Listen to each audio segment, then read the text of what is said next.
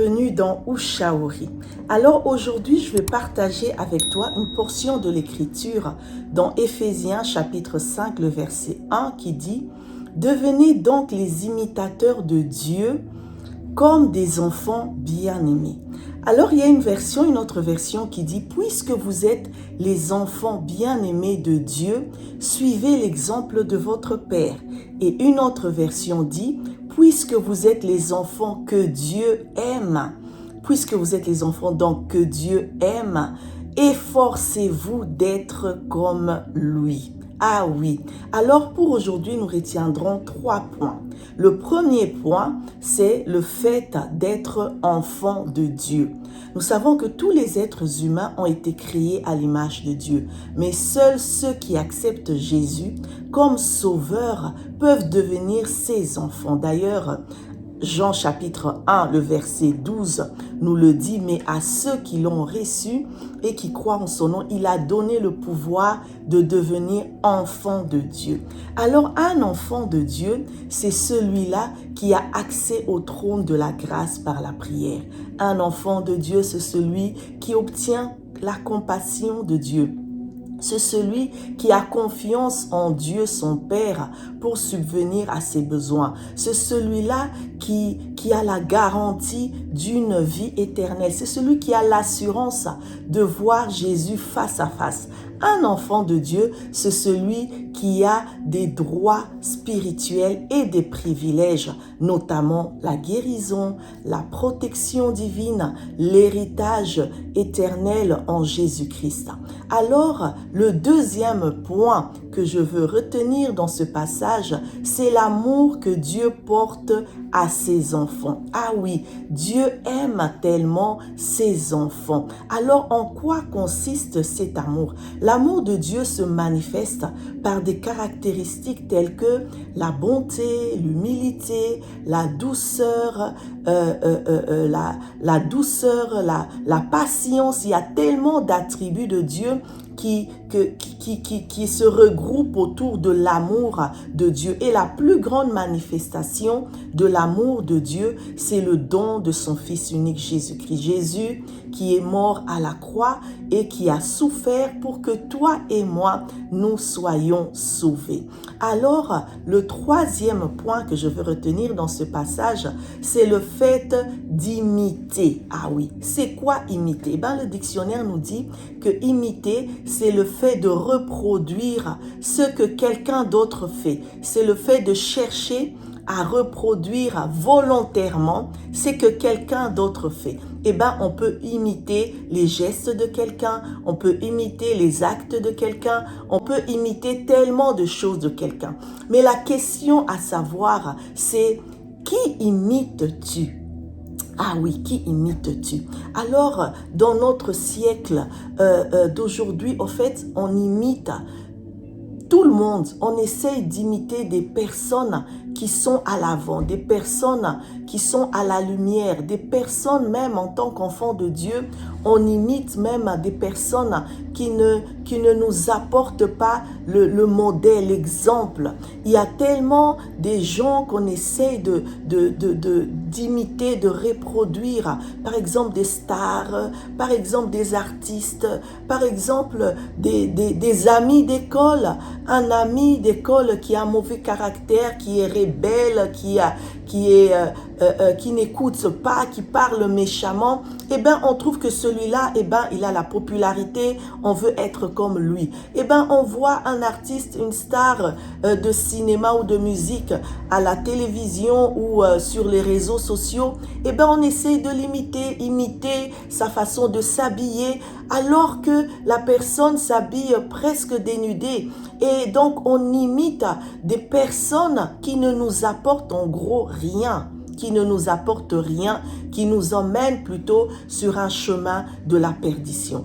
En fait, ce passage m'a beaucoup interpellée parce que ça explique juste que L'amour que Dieu a pour toi et pour moi, cet amour est tellement grand, cet amour est tellement captivant, cet amour est tellement fort, cet amour se manifeste chaque jour dans notre vie quotidienne. Ça se manifeste par sa protection, par le fait qu'il nous protège, il nous guérit, par le fait qu'il prend soin de nous, par le fait qu'il pourvoit à nos besoins. Et chaque minute, chaque seconde de notre vie, chaque heure de notre vie, nous voyons se manifester cet amour, que nous soyons à la maison ou en dehors de la maison, où que nous soyons, quoi que nous fassions, nous expérimentons l'amour de Dieu. Et cet amour qui se manifeste par sa douceur, sa bonté, sa patience, sa maîtrise de soi, sa force, tellement de bonnes choses, de bonnes qualités, eh ben, ça nous émerveille tellement, on est tellement stupéfait de cet amour,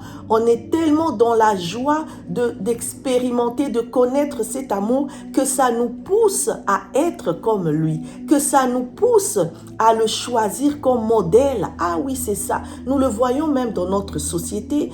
Un père qui est aimant, un père qui est gentil avec son enfant, un père qui est doux, qui est patient, qui pourvoit aux besoins de son enfant, qui éduque bien son enfant, eh ben, cet enfant aura pour modèle ce père. Parce que quand il grandira, il va reproduire la même chose avec ses enfants. Il va reproduire la même chose avec son entourage, parce qu'il a vu, parce qu'il a expérimenté, et c'est le seul modèle qu'il a. Et c'est ça à quoi Dieu nous appelle en tant qu'enfants de Dieu, à avoir comme modèle Jésus-Christ, à avoir comme modèle, à puiser en lui les qualités, à puiser en lui les bontés, à puiser en lui tous les attributs qu'il a, pour que nous aussi, nous puissions à notre tour le reproduire autour de nous. Ah bien, combien le monde serait bien si chacun de nous pouvait reproduire, pouvait imiter Dieu,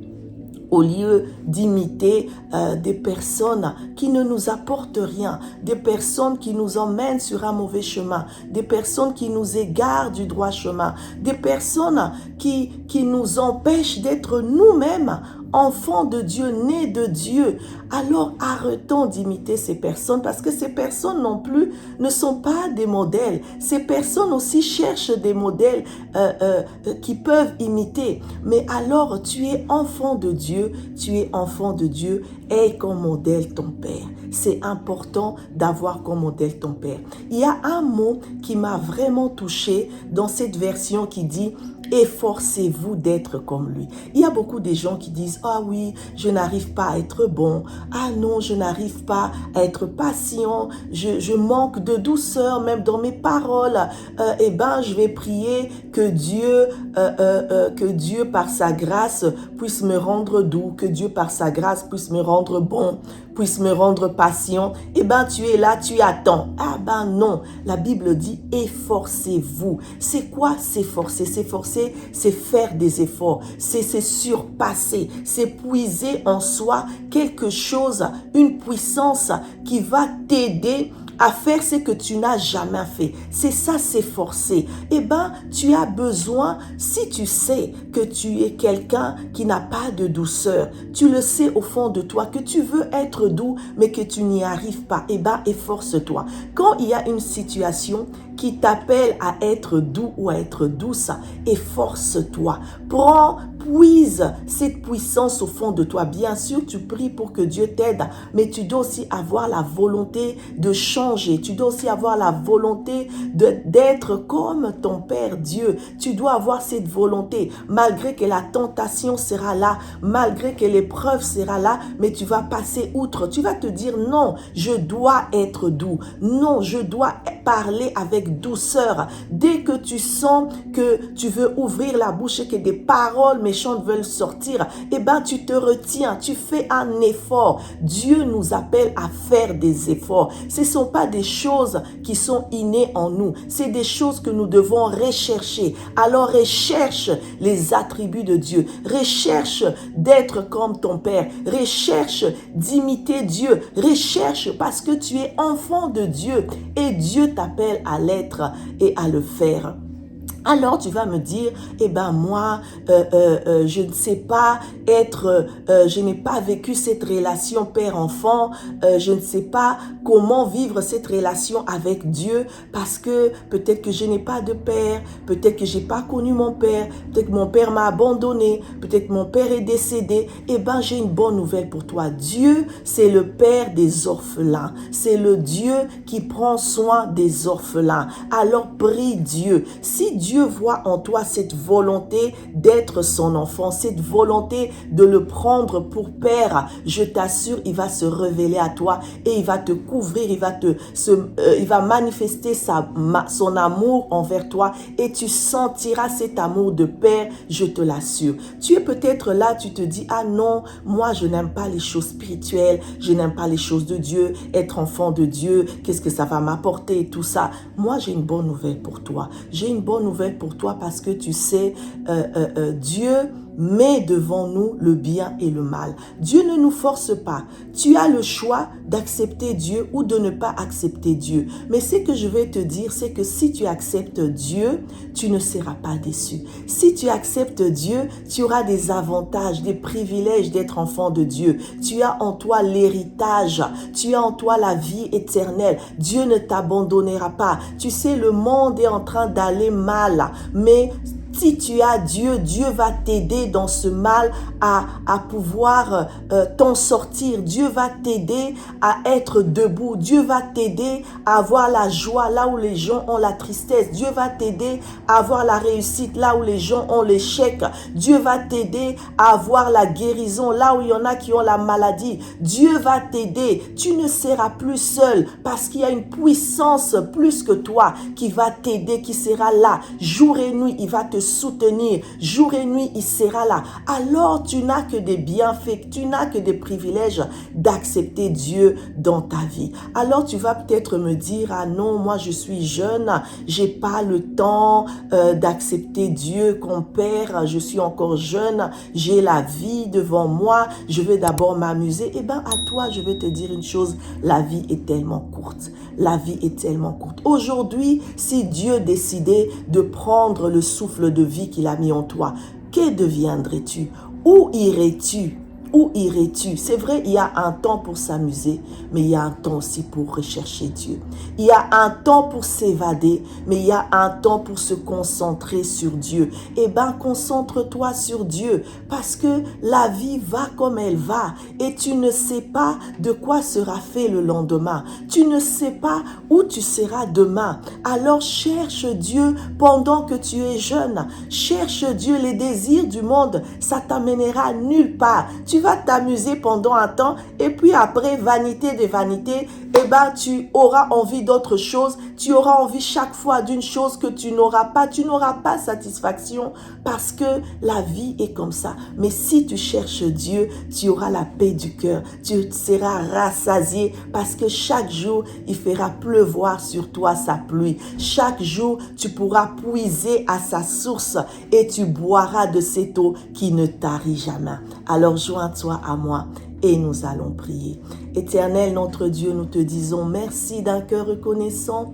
Merci pour cette émission d'aujourd'hui où tu nous parles d'être des imitateurs de Dieu, d'être tes imitateurs, de nous efforcer à t'imiter, à être comme toi, à avoir ton caractère, à avoir tes pensées, à avoir tes désirs, à avoir ton amour, à avoir tellement de bienfaits que toi tu as. Seigneur, nous prions ce jour pour que tu nous aides. Des fois, c'est pas facile. Des fois, nous avons la volonté, mais nous n'y arrivons pas. Saint-Esprit de Dieu, c'est toi notre aide dans nos faiblesses.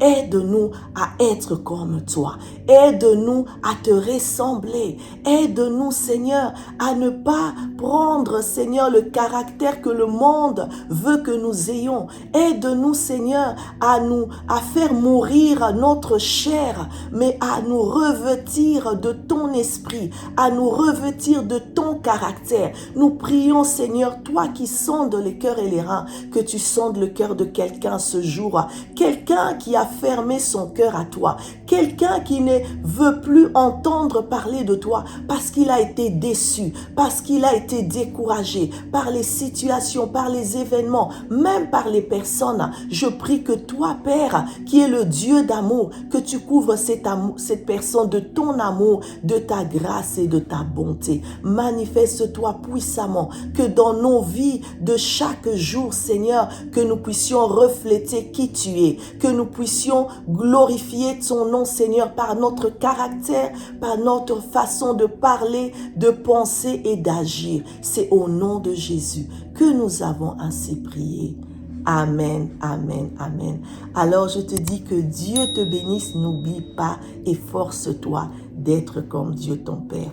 Alors à la fois prochaine, partage, ça peut faire du bien à quelqu'un. À bientôt, bye.